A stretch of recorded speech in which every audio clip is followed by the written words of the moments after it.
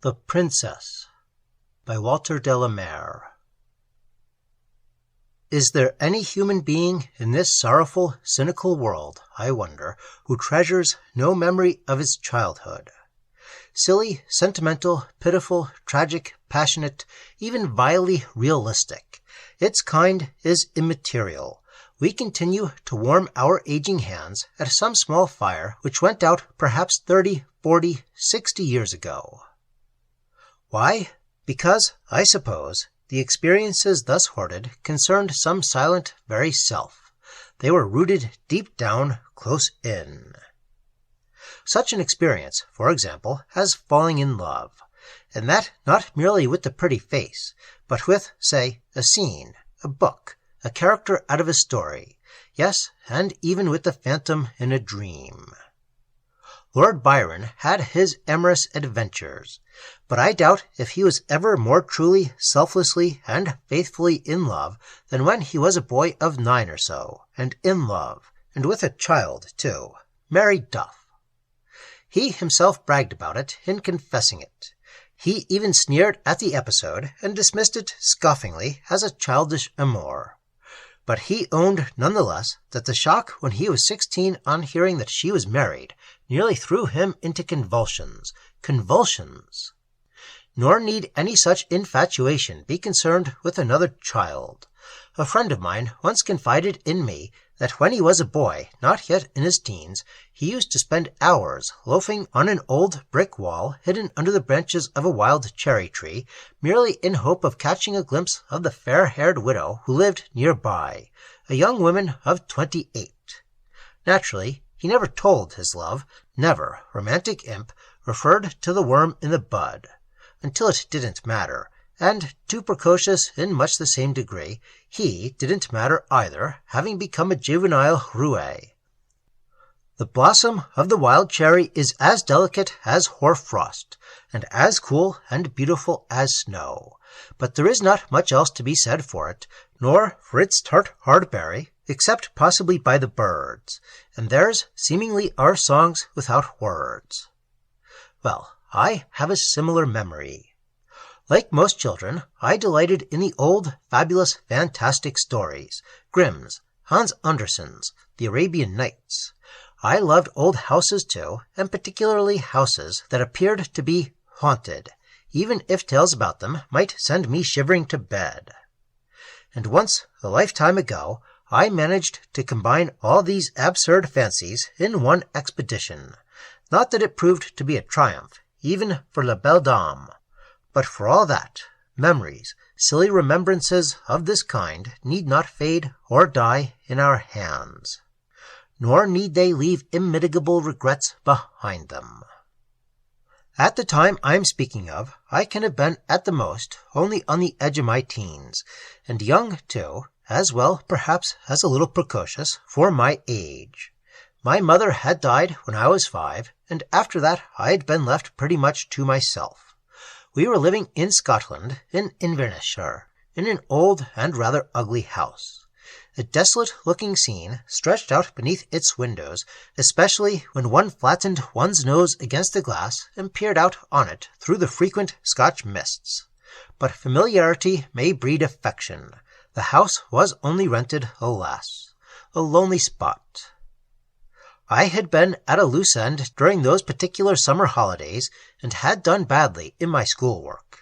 To keep out of view of my father's challenging or aggrieved eye for as long as I could, I used to rove about over the moors, indulging in fantastic daydreams, and yet pining for company. In a mystified fashion, too, I was looking for something. There was a method in my meanderings. The something was a house, and the house had a story attached to it. Not that at this time I actually knew its story, but the few crumbs of it which I had picked up by chance, in the kitchen or while listening to the casual talk of my elders, had fed many a companionless hour. I had more than once even dreamed of the house, and at least believed that it was haunted. The word itself, of course, suggests old, solitary, and ruinous masses of unpruned ivy, owls, the banshee, a spectral moon in a scudding sky. Well, there was nothing of that in my head. On the contrary, it was a Sunday morning in summer when I first chanced on the house, having yet again managed to evade Kirk. There was no mistaking it. Its name was enwreathed in the foliations of its wrought iron gates. It was a still and clear day, I remember, of a full but gentle sunshine. The house had a solitary and beautiful situation, hill and valley. At the back of it, and not a stone's throw away, cascaded a mountain stream, full and deep after rain, and at all times with a natural fall of water upon rocks 15 or 20 feet below. This fall made a low, continuous musical roar like that of jangling bells and voices. It reverberated the whole day long. The house belonged, as I knew, to a princess, an oriental princess, and therefore, as I supposed, a dusky one, from India, perhaps, Ceylon, Siam, somewhere in the east. I hadn't realized that one might be just such a princess, and yet, well, as pale as a narcissus, the Narcissus poeticus, even. No board announced that the house was to be let. No temporary tenant, I understood, had ever rented it. Yet she herself, the princess, hadn't been near it for years. For how many years, I hadn't the faintest notion. Certainly, it looked mute and vacant enough. A tragedy, a love tragedy, the story went, had exiled its owner. Faces had fallen glum, and tongues discreet, whenever I heard it mentioned. But putting 2 and 2 together, and making 21 of them, as a child will, I had come to the conclusion, A, that my princess had been as lovely as the Queen of Sheba, and it was King Solomon who was wise, B, younger than this queen, C, that she had in her brief life always been forlorn and solitary, a Mariana in a moated grange, and D, that she was dead. I was reluctant to be certain of this, and yet she must be dead, I fancied, for so only could I keep my romantic notions of her safe. And yet, in a foolish fashion, I hoped not. On the other hand, was not the house said to be haunted? So couldn't I make the best of both worlds? You will guess what I mean. These ruminations, at any rate, had turned the princess into a sort of dream creature, all my own. Something ineffably lovely that only the young are capable of creating, although it is the business of poets, I suppose, to attempt it. And romantic. Well, isn't that the only true meaning of the word? Indeed, ridiculous though it may sound, in those greenhorn days I too had fallen in love, sucking calf love, and with a phantom. Meanwhile, there I stood, steadily surveying the house, fascinated but a little repelled. Was it occupied?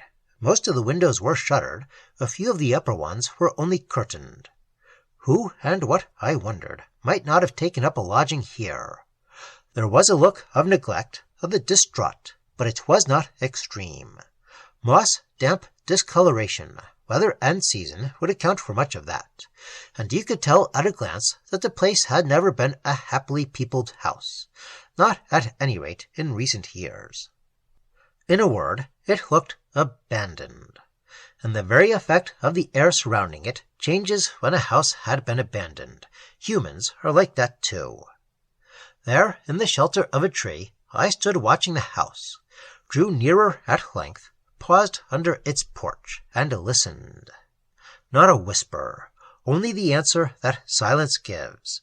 So I made my way to the back of the house, found a little unlatched green door, listened again, but could hear nothing except the noise of falling water and a faint, shrill, grasshopper-like trilling, like the twittering of birds in the reeds and bushes of a stream.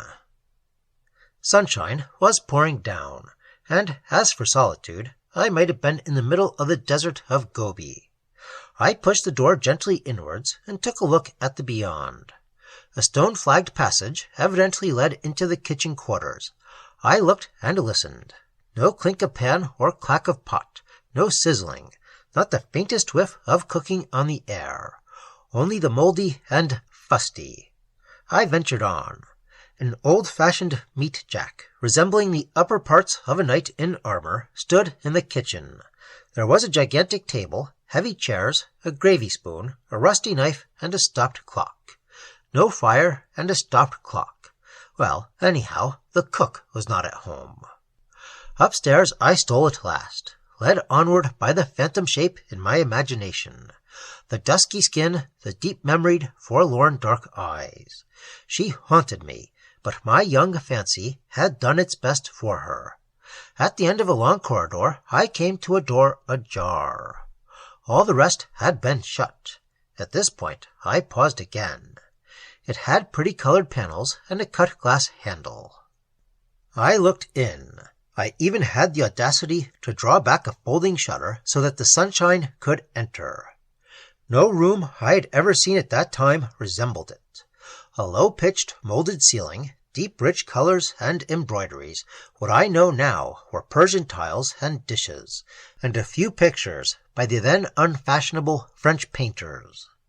Nothing Indian, no brazen goddesses, tusks, elephant pads, carved ivories, mother of pearl, and no sound but those of the water, hollow, musical, in a strange but enchanting tongue. The room was a sort of boudoir, I fancied, and nothing was amiss with it, except only that the finest dust faintly veiled the tables and obscured the glass, and opposite the window in the sunlight there hung on the wall a portrait, whose, I knew instantly, that the princess of my imagination had been dark and young and beautiful. There was nothing unlikely in that. But, except for no hint of duskiness in the pallor of the cheeks, how strangely close a resemblance was here. I myself might have painted the portrait. The forlorn dark eyes gazed steadily back at me, sharing, or at least understanding, as it seemed, my foolish, boyish dreams. If a poem can be said to resemble a quiet and lovely face, then this face resembled a poem. It was suffused with its own imaginations. How many leagues my astral body flitted away at that moment, I will not venture to compute. A faint sound from below, scamper of mouse or rat perhaps, recalled me to the predicament I should be in if I were caught. Well, I stole away no less cautiously than I had come, and mentioned my discovery to not a single soul. More comforting than a ghost, I had seen the very image of the dreamed-of one. It was as if I had trespassed into some tale in the Arabian Nights, an abode of beauty and danger. One thing, I was no longer in doubt that my princess was dead, but time, I was to learn, had other means of sepulture than the grave. It was winter and very cold when I came again to the house, an afternoon in January. Ice had diminished the roar of the waterfall, and there was no warblers now, only among the hills the crying of peewits. I approached the house from the back, this time from over the moor, an empty waste of virgin snow. There was a small winter sun burning clear in the sky, but with little heat, more like a lantern, and low towards the south. It had less than an hour to shine, I reckoned, before its setting. Splintery crystals of hoarfrost shimmered on the green-blue paint of the door. It was even colder inside the house, and quiet as a tomb. Too quiet. As if with the instinct of an animal, I suspected that this time I was not its only inmate. For a full 2 minutes I must have stood listening at the door of the room in the upper corridor. Yet at first glance within, all was well. The shutter lay open as I had left it, although now there was no direct sunshine, only on walls and ceiling a stark, bleak, unearthly brightness reflected from the snow. It will hardly be credited, but such was the folly of my young heart that I had actually brought with me a bunch of early snowdrops, and, as it proved, I could hardly have made a less appropriate choice. In this cold, bright silence, I turned at once towards the portrait, as if for a welcome, and then, to my consternation, noticed that the door into the inner room was ajar. I stole over to a window, and there, black as ink beneath it, stood drawn up to the porch a four-wheeled cab, the superannuated old horse between the shafts apparently asleep, and of a dirty yellowish white against the snow. I stared at it in dismay. and as I stood watching, there came a faint silken rustling, the whiff of an exotic scent, and, like a creature caught in a trap, I turned. Pallid and painted, lean as a starving cat, and dressed up to the nines, stood in the doorway of the room beyond the figure of a thin-nosed, haggard old woman, her black eyes fixed intently on me. In that spectral snowlight, I was for an instant or two uncertain whether she was actual or an illusion. Motionless in her finery, with fixed sidelong head and starch white face, she might have been a life-size marionette, grotesque but intimidating. Besides, there are, in all of us, degrees of reality, and she appeared to have been made up, in more senses than one. As to being an illusion, she soon undeceived me, nodding her head as she spoke, and in a voice resembling the jangling of strings in some old, thumped-on, worn-out schoolroom piano, she said, "How do you do? I fear you have had a cold welcome." I made no reply. She then asked me who I was, and how I had found my way into the house. Mortally alarmed of her, I muttered my name, and explained where I had come from. She then inquired what I had come for, and that, for the moment, stumped me. "For what you can find, I suppose," she jeered. "Well, my young man, even magpies have tongues. Whatever else you may think covetable here, you won't discover anything to eat. That I can warrant." Her old, rouged, sallow cheeks puckered up into a grin. She nodded at the snowdrops in my hand. "What are those for?" she asked me. The knowledge that in my embarrassment my face must have gone red as a beetroot only made me more timid and disinclined to answer her. I said I had brought them for someone. "Someone? Someone here?" she retorted sharply. "Who? When?" I turned a faltering head, glanced up at the portrait on the wall, and then, still speechless, fixed my eyes on herself again. "For that?" she cried. "For her?" There was no mistaking her astonishment. "Well, and you expect me, my young gentleman, to believe it. Flowers for a picture. A pretty story, even if it is untrue. And who do you suppose that is?" I had heard, I explained, of a princess who had once lived in the house. My father had talked of her and the servants. The features of the jaded old face set into a stare, and the black eyes seemed to pierce me to the marrow. "A princess, eh? And what kind of princess, may I ask?" I told her that I thought she had come from the East. "And gone too? I suppose," I said, "that she was—" Then I paused. "Well, that she was what?" "Dead," I replied, and hung my head. I cannot describe the precise change in her face at this announcement. Certainly no resentment showed in it. Indeed, for a moment, its peevishness seemed to drain away out of it, and much, too, even of its age and its sardonicism. Another face from out of the past had been faintly disclosed. It seemed strange that at that moment I did not realize whose. "Oh, dead," she repeated. "So the princess is dead. That's what they all say, is it? Convenient. But not much of a compliment, do you suppose? And what did you think this princess of yours would look like? Well, if she was dead." I ignored the sinister hint in the question, yet was momentarily fascinated by it. I merely nodded again towards the picture. "Like that," I replied. "Very naive and charming. Prettiness itself," she scoffed. "A secret assignation. But if, my young stranger, the young lady was dead, who did you suppose was going to keep the tryst?" The old creature's eyes fixed themselves even a shade more intently on my silent face. "A ghost, I suppose. So that's it." I shook my head, and had just enough courage to add, "I don't think I should have been frightened." "Not frightened, eh?" she mocked me. "Not at a ghost? Quite a little Sir Galahad. And do you flatter yourself that you didn't look more than a little frightened when you saw me? Bless you, child, the bloom went out of your cheeks, like that.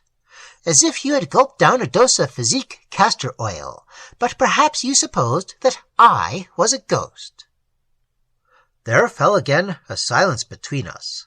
Unless it were fancy, the waterfall had slightly changed its note. The frost, then, was deepening. The quiet, lovely room was cold and still as a vault.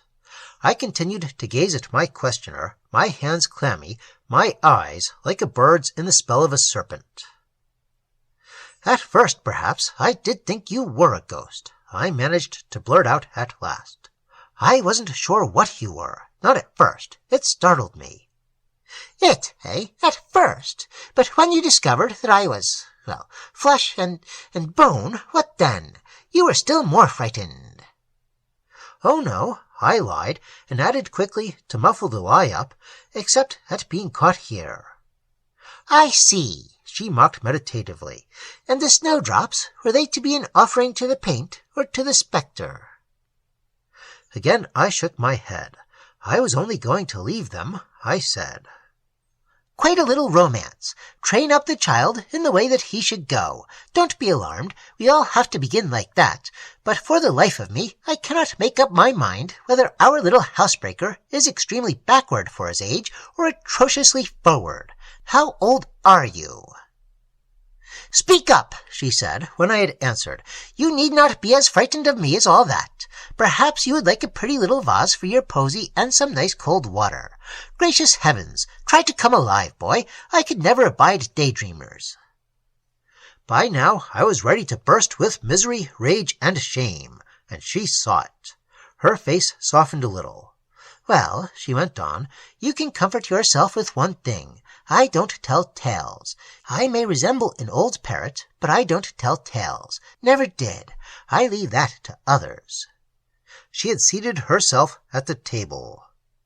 Come here and shake hands on it. The last of dusklight was beginning to drain out of the room. A paler, more furtive radiance was stealing in. I hesitated, went over, and held out my hand. God bless the boy, she cried. Has he no manners? I warrant now, if that young lady had been sitting here, you wouldn't have put out a lifeless paw to shake hands with. Not so much of a little platonist as all that. She had tugged off a needlework glove and had thrust out a blue-veined claw of a hand towards me. Its bony fingers were 3 deep with old rings. There, she announced, since I haven't a mince pie or a slice of cake to offer you, taste that. With infinite disinclination, I did as she had bidden me, and kissed her cold, lean hand. So you fancied your lady-love was dead, our innocent, adorable nymph up there, of the sidelong look and downward glance. And now, boy, for a little secret. But this, mind you, is not for the servants. She waited, staring at me, her head slightly trembling on her shoulders. Well, there are 2 kinds of ghosts. We may compare them to a nut. The one kind is the kernel, the other is the husk. At this moment you are contemplating the husk. Do I look it? Do I look that kind of ghost? Do I look, dead? God only knows I had never encountered a human being before that in some respects looked less dead, and yet so perilously near it. I turned my head away to hide the distress and aversion in my eyes, and then, such is childhood, I thrust the bunch of snowdrops into one pocket of my jacket, pulled out a dingy handkerchief from the other, and began to cry. The old woman waited until I had pushed back the handkerchief by faltering inches into my pocket again. There, she said, April showers, happy dreams. And then she went on in a quavering, put-on, mocking voice, as though to deceive herself as much as me. No, no, my child. Nothing is here for tears, nothing to wail, or knock the breast, no weakness, no contempt, dispraise or blame, nothing but well and fair, and what can quiet us in... She paused again, and added in tones of an almost metallic intensity, yet trembling with derision. And what may quiet us in a death so noble? So you see, I forgive you and return you. She nodded up at the portrait. To your flawless and ingenuous sweetheart. You love her, yes? Well, if you cannot answer, don't. But next time, my bonny laddie, she glanced at my kilt and sporran, fix your heart on something a little more solid and unpainted, not of that root. Meanwhile, her old fingers had taken a key-ring out of her vanity bag. Why not a little keepsake?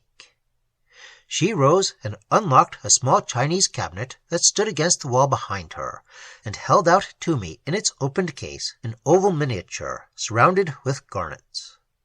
I stared at it in the cold of the moonlight. I had no knowledge of its value or its skill, but there was no mistaking the face of the child there, a face that even a Leonardo might have lingered over. This, she said, tapping her pointed fingernail on the glass, this is where that, and she nodded up at the portrait again, came from. And this, she made a wry mouth, tapped her breast, and cast me an ironical little bow, this is where both went to. Just for a while, you know. Me. A remote gleam had come into the intense darkness of her eyes, else almost as motionless as the burnt-out ashes of a fire. Now tell me, she went on, if that had been servants' gossip, if, before you set out housebreaking today, you had known what had become of your pretty lady-love up there, would you still have come, still have been here this evening? Don't gawk, boy, answer me. I gazed at her, still hesitating between truth and cowardice, my eyes, no doubt, like a stricken dove's, to and froing over her rattled face. And then, at last, I faintly shook my head. No, I said, not if I had known. My lips were so dry that I could scarcely utter the words. But wasn't she, I turned my cheek a little towards the picture, wasn't she like that, even then? The silence, the cold, the curious light, the solitude between us seemed to have intensified, and the whole house to be listening. Then, God bless my soul, the old woman cackled. The boy's incorrigible. We should have met before. There would have been a time. There, put that bauble into your pocket before I think better of it, and go away. And next time, beware of man-traps. Her derisive face had hardened again, and at that, with some idiotic wish, I suppose, at the back of my mind to be quits, or possibly to make amends, I pulled my little bunch of snowdrops out of my pocket and held them out to her. She took them, sniffed greedily their earthy smell, looked at me, turned about, put them into the cabinet, and locked its door. And before she could say another word, I had obeyed her, and was gone, out into the full wintry moonlight and the virgin loveliness of the snow.